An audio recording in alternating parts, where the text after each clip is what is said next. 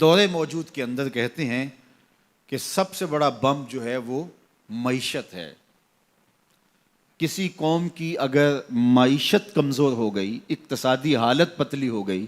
آج کے global world میں اس کی کوئی عزت اور کوئی توقیر نہیں رہتی۔ میں کہتا ہوں یہ ضابطہ آج سے نہیں ہے، یہ جاہلی نظم جو موجودہ مہذب دنیا کے اندر یہ جو جاہلی قانون اور ضابطہ ہے، یہ جاہلیت کے زمانے سے لے کے آج تک ہمیشہ کار فرما رہا ہے کہ جس کے پاس چار ٹگے ہوتے ہیں اس کی بات بھی غور سے سنی جاتی ہے، اور جس کے پاس دولت نہیں ہوتی اس کی سمجھداری پر مشتمل باتوں کو بھی حفوات کہہ کے رد کر دیا جاتا ہے۔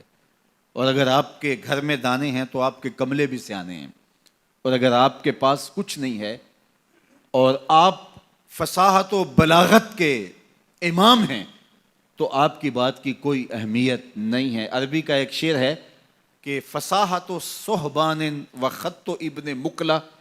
و حکمت و لقمان و زہد و ابن ادہمی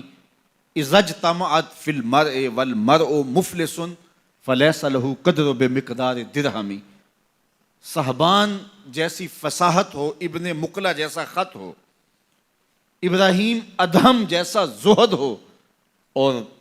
لقمان جیسی حکمت ہو، اور یہ ساری چیزیں ایک وجود میں جمع کر دی جائیں، یہ ساری خوبیاں ایک شخص میں جمع ہوں، والمرء مفلس، لیکن وہ شخص ہو غریب،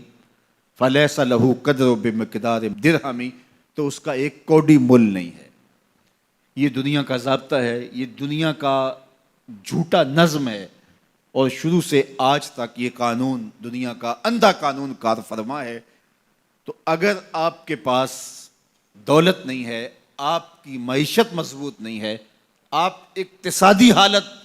کمزور رکھتے ہیں، تو پھر نہ آپ کی بات سنی جائے گی اور نہ آپ کی کوئی توقیر ہوگی۔ اقوام عالم کے اندر اپنے آپ کو کھڑا کرنے کے لیے اپنی اقتصادی حالت آپ کو بہتر کرنی ہوگی،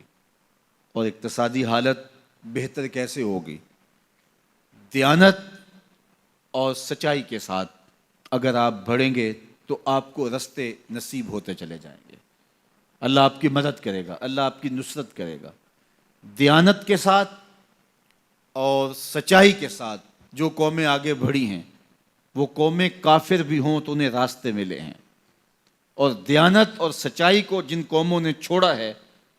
چاہے وہ تہجد گزار بھی ہوں، انہوں نے راستے مسدود پائے ہیں، راستے بند پائے ہیں۔ اس لیے یہ اللہ کا ضابطہ ہے، اللہ کا قانون ہے کہ اللہ جل شانہ اپنے طے شدہ اصولوں سے انحراف نہیں کرتا۔ تو اگر ہم چاہتے ہیں کہ ہم آگے بڑھیں تو ہم سب کو دیانت کے ساتھ، سچائی کے ساتھ آگے بڑھنا ہوگا۔ جن قوموں کے اندر خیانت آ جاتی ہے، وہ خیانت کسی بھی رنگ اور کسی بھی روپ میں ہو، وہ قومیں کبھی بھی آگے نہیں بڑھ سکتی، وہ قومیں پیچھے رہ جاتی ہیں۔ اور جو قومیں سچ کی بجائے جھوٹ کو فن سمجھ لیتی ہیں اور وتیرہ بنا لیتی ہیں، وہ قومیں بھی برباد ہو جاتی ہیں اور اپنی عزت کھو دیتی ہیں۔ آج دنیا کے اندر اگر ہم نے عزت کو حاصل کرنا ہے تو ہمیں دیانت اور سچ کو تھامنا پڑے گا۔ میں یہاں بیٹھ کے یہ بات کر رہا ہوں، میری بات آپ تک اور سوشل میڈیا کے ذریعے کچھ لوگوں تک تو پہنچ سکتی ہے، لیکن میں اس کے باوجود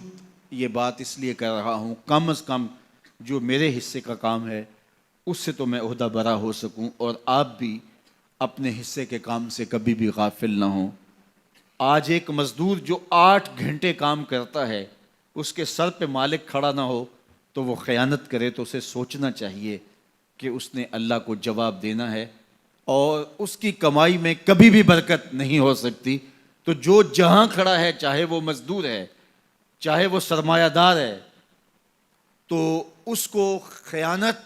اور جھوٹ کے ساتھ آگے نہیں بڑھنا ہوگا، بلکہ اس کو دیانت اور سچائی کے ساتھ آگے بڑھنا ہوگا۔